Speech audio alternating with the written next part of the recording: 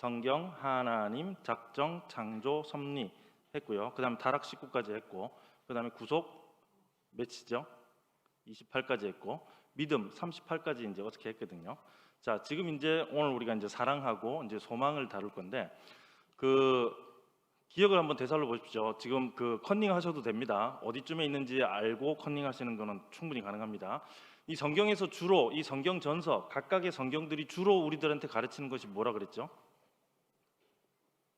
두 가지. 지금 여기 있었습니다.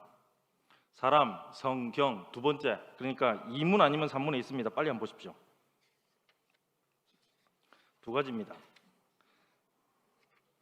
하나님께서 우리들에게 하나님에 대해서 무엇을 믿어야 할지와 그 다음에 또 뭐죠? 하나님께서 요구하시는 것. 요 두 가지라 그랬어요. 요 두 가지를 항상 집중하셔야 되는데, 지금 이 소교리 문답도 지금 38문까지는 어제까지 다룬 이 문단까지는 하나님에 대해서 우리가 무엇을 믿어야 할지를 주로 다루고 있었습니다.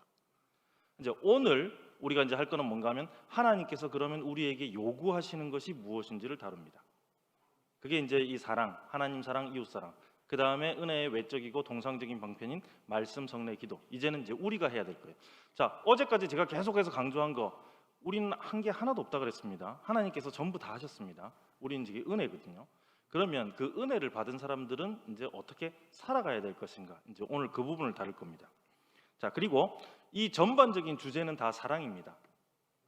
그러니까 이제 어제까지 어저께 그 다음에 이제 이 38문까지의 그런 내용들은 하나님께서 우리를 얼마나 사랑하시는지를 우리가 배웠어요.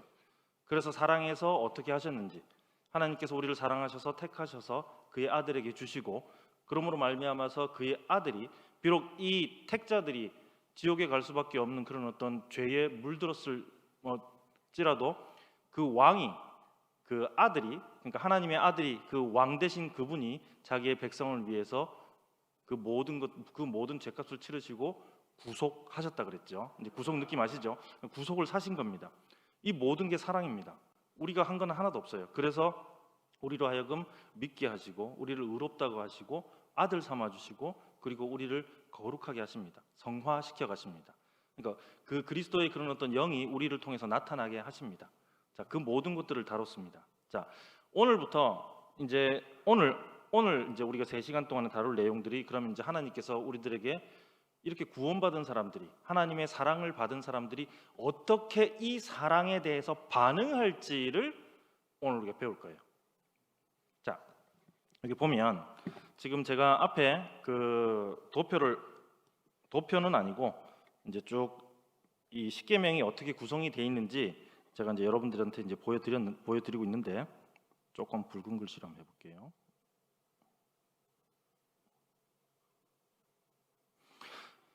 자, 지금 이 39문부터 해서 87문까지가 이제 십계명 부분이라 그랬어요. 십계명 부분인데, 제가 여기서 한번 질문을 해볼게요. 그 안식일을 기억하여 거룩하게 지키라, 아시죠? 자, 이 계명이 여러분들이 가지고 있는 성경책에서 몇 계명이라고 얘기합니까? 자, 크게 한번 얘기해 주세요.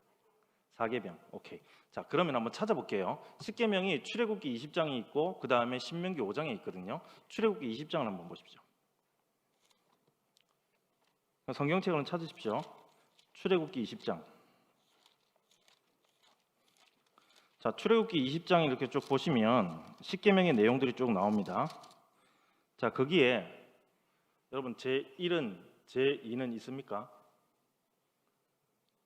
출애굽기에 어떤 게 1계명이고 어떤 게 2계명이고 어떤 게 3계명이고 어떤 게 4계명이라는 말 없습니다. 신기하죠? 뭔가 이상하죠? 여태까지 다 그런 줄 알았는데. 자, 동일한 말씀이 신명기 5장에 있습니다. 그럼 신명기 5장에 있을까요? 신명기 5장에 또 십계명이 나옵니다. 그 출애굽 그 넥스트 제너레이션, 그 다음 세대의 사람들에게 또 이 십계명을 얘기하는 부분입니다. 여기에도 어떤 게 1계명이고 어떤 게 2계명이고 어떤 게 3계명이고 어떤 게 4계명이고 그런 거 없습니다. 성경 안에 제1은, 제2는, 제3은 없습니다. 그러면 왜 우리가 이것을 제1이라고 얘기를 하느냐 이 말이에요. 하나님께서 이 10개의 계명을 주셨는데 이제 이거 편의상 우리가 분류를 한 겁니다. 편의상 분류를 한 거예요. 근데 여러분, 이 편의상 분류를 했다는 말이 그냥 진짜 단지 그냥 우리가 편하려고 한 게 아니고 그 내용에 따라서 이거 분류를 한 건데, 이제 이런 부분들이 제가 어제 첫날에 교의라고 얘기했었죠. 이게 하나님의 뜻입니다라고 이렇게 하는 부분에 있어서 그 교의를 달리하는 데에서는 이 십계명 분류를 달리하기도 합니다. 유대인들은 이 지금 서론을 1계명으로 두고 이렇게 쭉 정리를 해요. 지금 우리하고 다릅니다. 여러분, 천주교 십계명 우리하고 다릅니다. 십계명 내용은 똑같은데 천주교에서는 서론은 어쨌든 뭐 1, 2계명은 아니고요. 지금 우리가 아는 1계명, 2계명을 예배의 계명으로 해서 한 계명으로 두고, 우리가 이제 마지막에 이제 그 10계명이라고 하는 10번째 계명, 그 10번째 계명을 두 개로 나눠서 9, 10 이렇게 해요. 그리고 우리 개신교 중에 루터 들어봤죠? 루터교에서는 천주교하고 똑같이 합니다. 그러니까 루터교에서 10계명 분류하는 거하고 우리가 분류하는 거는 달라요. 자, 근데 이게 크게 뭐 문제가 될 건 아닌데, 이제 우리가 분류하는 분류의 방식이 지금 이런 방식입니다. 여러분들이 아는 방식이 그런 방식이에요. 자, 성경에 이게 제1이고 제2고 제3이고 없기 때문에 이제 이런 분류들이 이제 있는 건데, 그래서 우리가 이제 통상적으로 이게 첫 번째 계명, 그 순서를 하는 건데, 왜 지금 제가 이 말씀을 드리는가 하면 이 첫 번째, 두 번째, 세 번째, 네 번째, 이게 지금 우리 그 신앙 고백서나 그다음에 우리 소길의 문답 이런 부분에 전부 다 first, second, third 이렇게 돼 있는데, 이게 그런 어떤 어느 게 더 중요하냐 이런 게 아니에요. 어느 게 더, 그러니까 1계명이 제일 중요하고 그다음에 10계명은 그 1계명보다는 조금 덜 중요하고 그런 내용 아닙니다. 이건 전부 다 그냥 그렇게 순서성으로 이제 하나님께서 분류하시고 내용으로 이렇게 분류하신 그런 부분으로 이제 생각을 하시면 되고요. 일단 이거 여러분 상식적으로 이제 알고 있으면 되고요. 자, 이렇게 해서 지금 이제 우리가 이제 일반적으로 볼 때 제 1계명이라고 하는 거, 2계명이라고 하는 거, 3계명이라고 하는 거, 이제 그런 식으로 정리가 될 겁니다. 정리가 될 건데, 지금 이 소교리 문답에 이게 39문부터 그다음에 87문까지 어떤 식으로 정리가 돼 있는가 하면, 지금 제가 1, 2, 3, 4, 5, 6, 7, 8, 9, 10에 갖고 14까지 돼 있는데, 이 분류를 어떻게 하는가 하면 인류의 의무, 그러니까 하나님께서 우리 인류에게 요구하시는 것. 근데 여러분 여기서 보면 인류에게 요구하시는 거 돼 있습니다. 이 10계명은 여러분 신자에게만 주신 거 아닙니다. 모든 인류에게 하나님께 주신 도덕법이에요. 이게 지금 되게 중요합니다. 우리만 지키라고 준 게 아니에요. 모든 인류가 다 지키라고 줬는데 우리는 지키라고 노력을 하죠. 근데 불신자들은 아예 무시합니다. 그게 그들의 죄입니다. 우리들의 죄는 이제 어떤 부분인가 하면 이걸 완벽하게 못 지키는 게 죄예요. 우리가 14문에서 죄는 뭡니까? 하나님의 법에 대해서 순응하는데 조금이라도 부족함이 있거나 그것에 반하는 것이 죄라 그랬거든요. 그러니까 우리도 10계명 앞에서 죄를 짓습니다. 왜냐하면 이걸 완벽하게 수행할 수 없기 때문에. 근데 우리가 짓는 그 죄하고요, 그 다음에 아예 이 10계명을 무시해버리는 죄를 짓는 사람들이 있습니다. 예수 안 믿는 사람들, 예수님 안 믿는 사람들, 아예 하나님께서 택하지 않은 사람들, 이런 사람들은 아예 그런 죄를 짓습니다. 그리고 여러분, 이게 똑같이 하나님 앞에서 이렇게 죄가 이렇게 있지만은 이 죄의 경중은 있습니다. 어느 죄가 더 무겁고 어느 죄가 더, 그러니까 좀 덜 무거운 따라기는 그렇지만 어쨌든 더 무거운 죄들이 있어요. 이 지금 소규의 문답 안에서 지금 그런 내용들을 다룰 겁니다. 다룰 건데, 어쨌든 중요한 거는 지금 이 10계명 이 내용도 모든 인류에게 하나님께 주신 명령입니다. 요구하신 겁니다. 하나님께서 요구하셨기 때문에 이거는 뭐 지켜도 되고 안 지켜도 되고 아니고 무조건 지켜야 되는 그런 법입니다. 자, 그런데 이게 우리들의 의무로 하나님께서 요구로 주셨지만은 그럼에도 불구하고 이게 지금 사랑 파트라는 것은 무슨 말인가 하면, 방금 전에도 말씀드렸듯이 하나님께서 우리를 사랑하셔서 우리를 지금까지 이끌어 주시고 구원해 주신 것에 대해서 우리가 어떻게 반응할 것인가라는 그런 부분. 10계명의 그런 어떤 그 대표적인 내용인데 뭡니까? 10계명의 핵심, 10계명의 강령, 하나님 사랑, 이웃 사랑이거든요. 이게 바로 그거예요. 그러니까 하나님께서 우리를 사랑해 주신 것에 대한 보답은 좀 그렇지만 그거에 대한 반응입니다. 그거에 대한 반응으로 우리들에게서 당연히 나와야 될 것으로 하나님께서 요구하신 것이 바로 그 사랑인데, 그 사랑에 대한 반응이에요. 근데 이 사랑의 반응이 누구에게 가는가 하면 하나님께 가고 그 다음에 이웃에게 갑니다.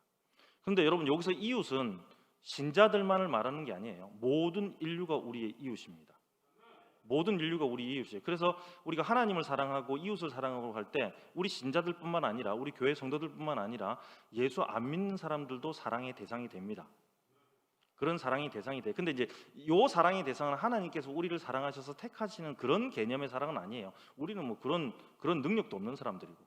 근데 어쨌든 그런 부분에 있어서 사랑을 나눠주는데 뒤에 가면 하겠지만은 여러분 그런 부분에 있어서 이웃은 사랑의 대상이고요. 성도는 교제의 대상입니다.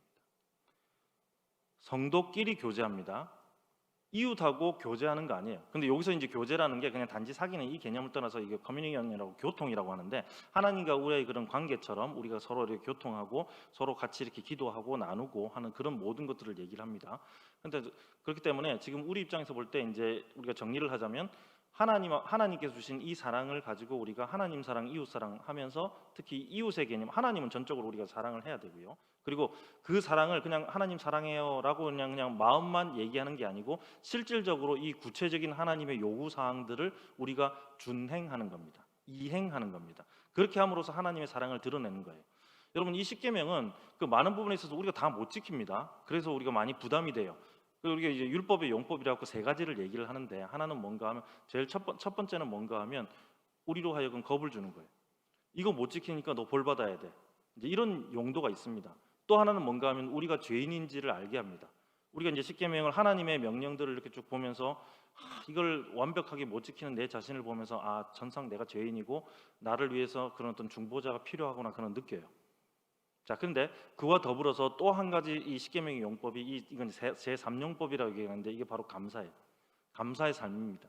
우리가 하나님께 주신 이 사랑을 어떻게 우리가 드러낼 것인가라는 그런 부분이에요. 근데 우리가 믿는 우리 지금 교회에서 가장 강조하는 게 바로 3용법입니다. 이미 여러분들은 지금 죄의 문제는 해결이 됐거든요. 죄의 문제를 해결된 상태에서 그런 십계명은 하나님께 감사하는 거예요. 그래서 이걸 이제 적용할 때 어떻게 하시면 되는가 하면 이거는 내가 이 십계명을 못 지키기 때문에 안타까워하기보다는 조금이라도 내가 더 지키려고 노력하는 모습에 내가 하나님께 더 많은 사랑을 표현하고 있다고 느끼시면 됩니다. 어제보다 더 많이 하시면 되고요. 그제보다 더 많이 하시면 되고 지난주보다 더 잘하시면 돼요. 그렇게 노력하시는 겁니다. 어차피 우리는 완벽하게는 할 수 없어요. 그렇지만 그렇기 때문에 성령님의 도우심이 필요한 거예요. 그렇기 때문에 말씀이 필요한 거예요. 하나님께서 원하시는 것이 무엇인지. 왜냐하면 이 율법을 준수한다는 이 자체가 하나님의 기록된 계시에 의해서 우리들에게 제공하시는 그 뜻을 우리가 따르는 거거든요. 섭리적인 뜻이 아니라. 지금 제가 조금 이따가 보여드릴 건데 지금 우리가 뒤에 배울 내용들을 제가 지금 미리 다 이제 언급을 하는 겁니다. 이거 이제 요겁니다 하고 탁탁탁 넘어갈 거예요. 자, 이제 이렇게 언급이 될 겁니다. 자, 그런데 이제 구조를 보면 우리가 이제 공부를 해야 되는 그런 차원에서 구조를 보면 인류의 의무가 여기 보면 39, 40, 41 이렇게 세 개 있어요. 그다음에 강령과 서문, 십계명의 강령, 그다음에 십계명의 서문, 요 내용을 다루는 게 세 개가 있습니다. 그다음에 1계명이 보면 4개가 있고요. 그 이제 문답이 그렇게 돼 있어요. 그다음에 2계명이 4개가 있고요. 그다음에 9, 10, 11, 12죠. 그다음에 3계명이 4개가 있고 그다음에 4계명이 6개가 있습니다. 그다음에 5계명이 3개가 있고 6계명이 3개가 있고 7계명이 3개가 있고 8계명이 3개, 그다음에 3개, 3개, 3개, 3개 이렇게 돼 있어요. 지금 이 구조 지금 제가 이해시키는 겁니다. 이건 지금 신학도 아니고요. 또 이제 사람 성경 뭐 이런 거 비슷한 거예요. 자, 이게 왜 그런가 하면 소교리 문답에서 그다음에 대교리 문답하고 소교리 문답에서 십계명을 풀어가는 방식이 어떤 방식인가 하면 구약 시대에 있었던 그 십계명, 그 도덕법을 예수님께서 산상수훈에서 풀어준 방식이거든요. 이걸 이제 제유법이라고 하는데 이제 어떤 건가 하면 이제 긍정을 얘기하면 그러니까 뭐 어떻게 해야 된다라는 걸 얘기하면 그 안에서 그럼 우리가 하지 말아야 될 것까지 찾아내서 이제 그 전반적인 것을 이해하는 거예요. 예수님께서 산상수훈에서 풀어주는 건데 여기 보면 이제 1계명이 무엇입니까? 라고 이렇게 물어보고 나서 1계명은 어떤 계명입니까? 물어보고 나서 그러면 1계명에서 요구하는 건 뭡니까? 1계명에서 금지하는 건 뭡니까? 이런 식으로 나와요. 그러니까 한 계명에서 다루는 거는 기본 3개입니다. 이 계명이 어떤 계명입니까? 그다음 이 계명에서 요구하는 것, 이 계명에서 금지하는 것. 그러니까 기본 3문답으로 이렇게 이런 표현은 거의 세팅이 돼 있어요. 딱 그렇게 세팅이 돼 있습니다. 근데 여기에 보면 이제 4가 있어요. 4가 있고 6이 있습니다. 이 6도 4 플러스 2예요. 그러면 다 기본적으로 이제 3, 3, 3, 3, 3, 3 돼 있는 게 원칙인데 4가 돼 있는 건 뭔가 하면 여러분 그 성경을 아까 전에 찾았던 그 성경 십계명 부분 보십시오. 십계명 부분 보시면 그 출애굽기 20장 보시면 1계명에는 제1계명은 이겁니다라고 끝나지 않고 그 1계명에 뭐가 하나 들어가 있어요. 여기서 나 외에 너를 위하여 너는 애굽 땅 중대에서 너는 나 외에 다른 신들을 내게 두지 말라 이런 부분이 있는데 여기서 이제 1계명은 여기서 나 외가 무슨 뜻인지를 하나 더 추가적으로 설명을 합니다. 그래서 4개고요. 그 다음에 여러분 보시면 2, 3, 4, 5계명은 그 보면 어떤 근거들이 하나 더 추가돼 있어요. 2계명은 우상을 만들지 말라 그래 놓고 우상을 만들면 어떻게 될 것이다 그런 설명이 들어가 있습니다. 3계명은 또 하나님 여호와 이를 망령되게 부르지 말라 해놓고 그 이름을 망령되게 부른 자는 어떻게 할 것이라는 그런 또 설명이 들어가 있어요. 그 다음에 4계명이 그 안식일을 거룩하게 지키라 해놓고 또 이 안식일이 또 어떤 거다 너희들이 그 애굽에서 종되었을 때 하면서 그런 설명이 들어가 있어요. 그 다음에 5계명도 뭡니까? 부모를 공경하라라고 해놓고 그 부모를 공경하게 되면 장수할 것이다 이런 내용이 있거든요. 그러니까 다른 그냥 6계명, 7계명, 8계명, 9계명, 10계명은 그런 게 없습니다. 그런 게 없어요. 그래서 그런 게 추가적으로 들어가 있는 거에 하나씩 그것도 설명한 거예요. 그러니까 4개예요. 그러니까 1계명은 기본적으로 있는데 나 외에는 이라는 것을 추가로 설명을 하고 그게 무슨 뜻인지 알아야 되니까. 그 다음에 2계명, 3계명, 4계명, 5계명 이제 5계명까지 죄송합니다. 5계명에 4입니다. 4. 예. 5계명에 이제 4인데 요까지는 이제 추가적인 근거들이 하나 들어가요. 그러면 이 4계명 안식일에는 2가지가 더 들어가는데 요 2가지가 더 들어가는 그 이유는 뭔가 하면 이제 우리가 같이 공부하면 이제 알겠지만은 이게 그러면 우리의 지금 안식일은 무엇인지 그걸 하나 다루고요. 그다음에 이 안식일이 어떻게 성화될 수 있는지 요 추가적인 내용을 2개를 더 다룹니다. 그래서 6개입니다. 그리고 나머지는 3개씩 이렇게 쭉 가요. 자, 이제 이렇게 해놓고 이제 우리가 한번 내용을 살펴볼게요. 책을 오늘은 조금 보면서 쭉쭉 넘어갈게요. 필요할 때만 그 영어 표현들 제가 잠깐 언급하겠습니다. 172페이지입니다. 하나님께 사람에게 요구하시는 의무는 무엇입니까? 그러니까 하나님에 대해서 우리가 알아야 될 것들 38문까지 하고요. 그 다음에 이제 하나님께서 우리들에게 요구하시는 것 이게 뭔가 하면 하나님께 사람에게 요구하시는 의무는 그의 계시된 뜻에 대한 순종입니다. 여러분 이거 되게 중요합니다. 순종인데 하나님의 뜻에 대한 순종은 맞아요.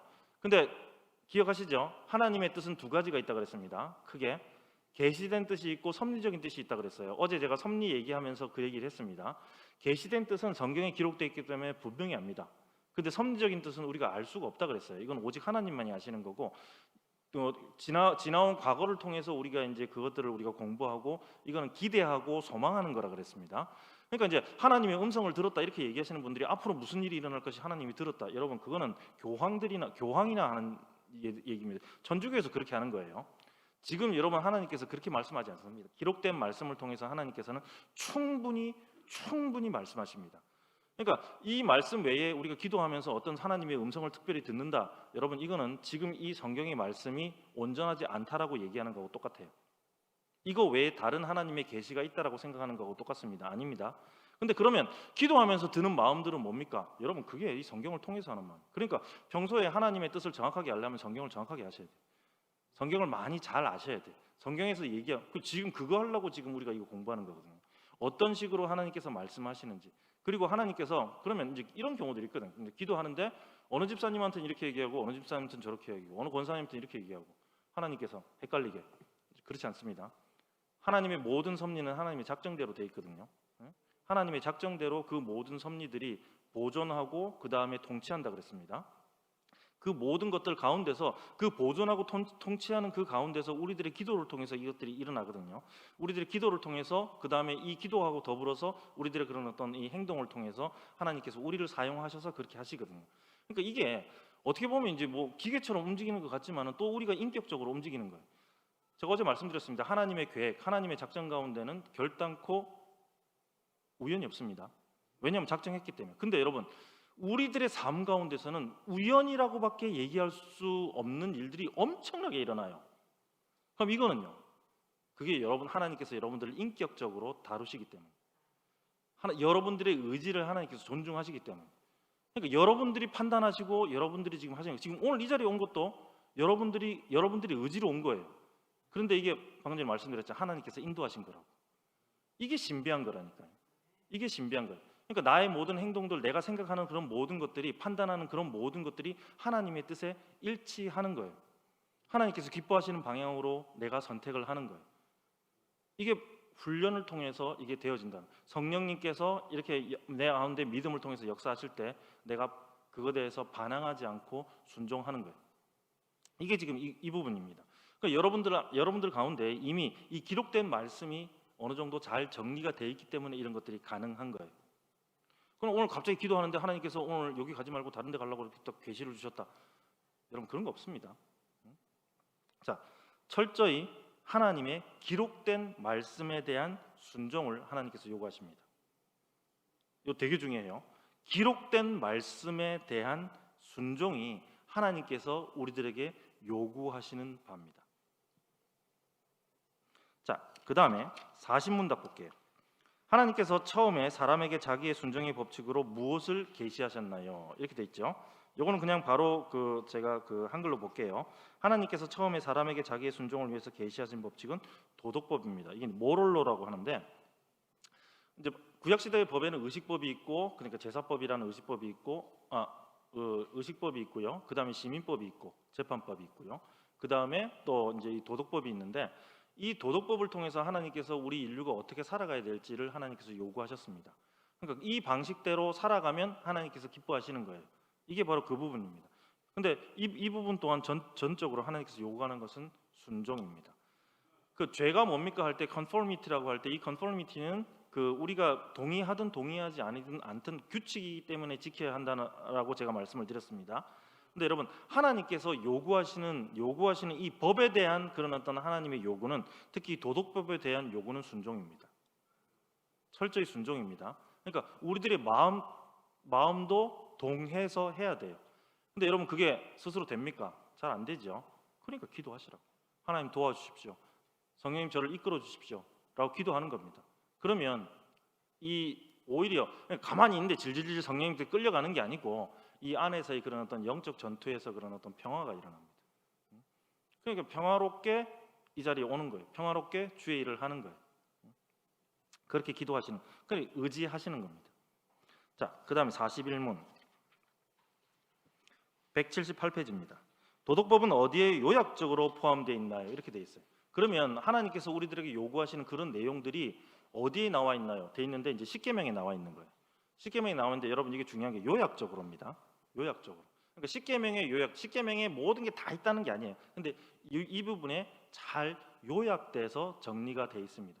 그러면 이제 우리 입장에서 제일 잘할 수 있는 건 뭔가 하면, 제일 효과적으로 할 수 있는 건 뭔가 하면, 하나님의 뜻에 맞게 내가 살기를 원합니다 한다면 십계명의 내용을 공부를 해서 최대한 이걸 지키려고 노력해 보는 겁니다. 그러면 점점 하나님이 기뻐하는 삶을 살게 돼요.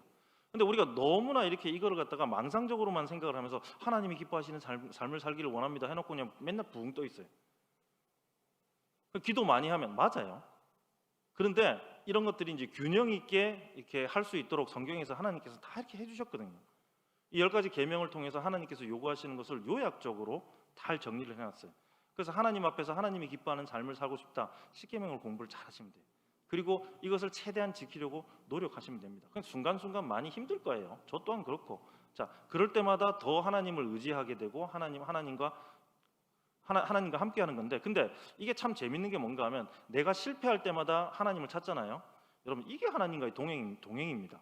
많은 사람들이 뭐 아무 문제 없이 평안하게 있으면 하나님과 동행한다고 생각하는데, 여러분 많이 고통스러워하면서 하나님을 찾는 게 하나님과 동행하는 겁니다. 예? 힘들어할 때 부모를 의지하는 거, 이거 부모와 동행하는 거잖아요. 예? 그러니까 부모 무시 안 하고 부모한테 필요한 것을 요청하고, 이게 부모와 함께하는 거거든요. 그러니까 우리가 어떻게 보면, 그러니까 평안한 가운데서 저분은 정말 너무너무 평안하게 하나님과 동행하시는 것 같아, 우리가 그런 생각들을 많이 갖고 있는데, 오히려 고통스러울수록 하나님과 더 동행하기는 쉽습니다. 그럴 때마다 하나님 찾으세요. 찾을 수 있는 하나님이 있다는 게 어딥니까? 항상 기뻐하라, 쉬지 말고 기도하라, 범사에 감사하라. 하나님의 약속이라 그랬죠. 예? 명령이 아니고 약속이거든요. 언제든지 그렇게 I'm ready to help you. 내가 널 도와줄 수 있는 준비가 돼 있다 이 말이에요. 근데 그런 부분에 있어서 의지하는 거예요. 그러니까 우리가 하나님과 동행해야지 뭐 이렇게 되는 게 아니고, 이미 우리는 하나님과 동행하고 있는데, 함께 있는데, 성령님 내주하잖아요. 못 느낀다 그랬죠. 이런 것들을 계속해서 더 훈련을 통해서 살리는 겁니다. 그런데 그 부분에 있어서 실질적으로 행동으로 나타나는 부분에 있어서 제일 효과적인 게 바로 이 하나님께서 요구하시는 내용들이 요약되어 있는 이 십계명을 준수하는 거예요.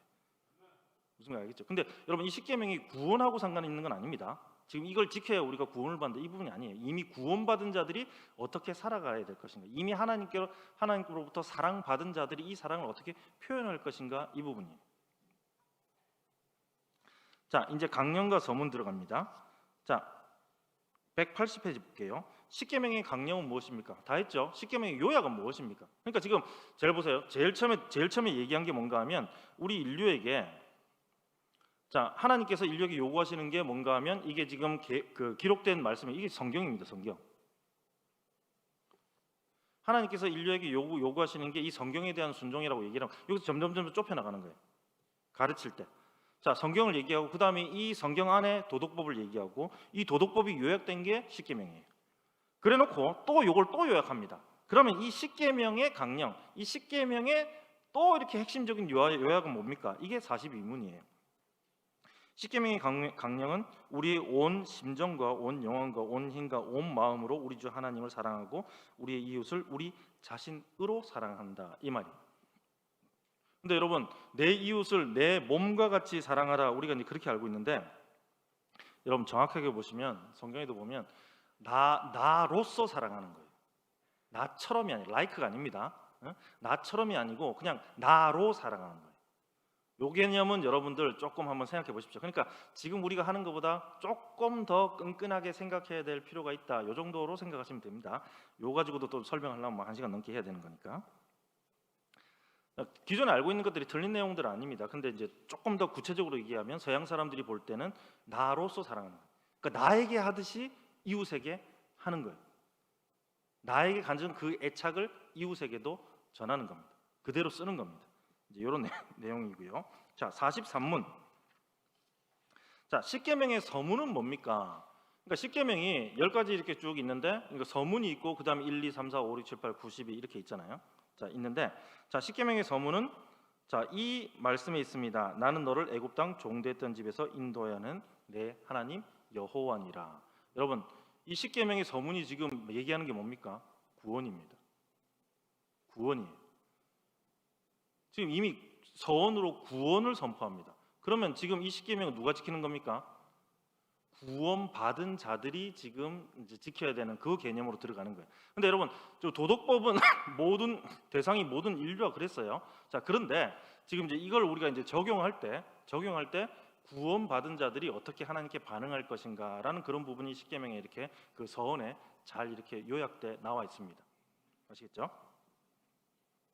자, 44문. 자, 그러면 십계명의 서문은 우리에게 무엇을 가르쳐 주나요? 자, 답은 우리 같이 한번 읽어볼게요. 책 보시면서 시작. 십계명의 서문은 하나님께서 주시며 우리의 하나님이시고 구속자이기 때문에 우리가 그의 모든 계명들을 반드시 지켜야 한다는 것을 우리에게 가르쳐 줍니다.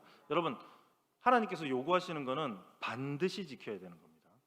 이건 해도 되고 안 해도 되는 그런 사항이 아니에요. 그러니까 하나님의 사랑을 받은 만큼 내가 이렇게 뭐 사랑을 표현하면 되니까 별로 오늘은 표현하고 싶지 않은데, 여러분 그럴 수도 있습니다. 자, 그런데 그럼에도 불구하고 이것은 반드시 해야 될 겁니다. 여기서 여러분 반드시가 참 재밌는 게 we are bound to 이렇게 돼 있어요. bound는 튕기는 거거든요. 그러니까 이쪽으로 탁 튕기면, 공이 탁 튕기면 탁 해갖고 무조건 이쪽으로 올라가는 거예요. 그러니까 어떤 상황이든지 무조건 돼야 되는 그런 것으로 하나님께서 말씀하십니다. 그래서 여러분, 하나님께서 우리들에게 이것을 요구하실 때는 하나님께서 우리들로 하여금 이것을 수행하고 이행하는 것을 보기를 원하시는 하나님의 뜻이라는 것을 우리가 알아야 됩니다. 하나님께서 보기를 원하십니다. 내가 이것을 지킴으로 말미암아 하나님을 사랑하고 이웃을 사랑하는 것을 표현하기를 하나님께서는 원하십니다. 자, 이제 1계명 볼게요.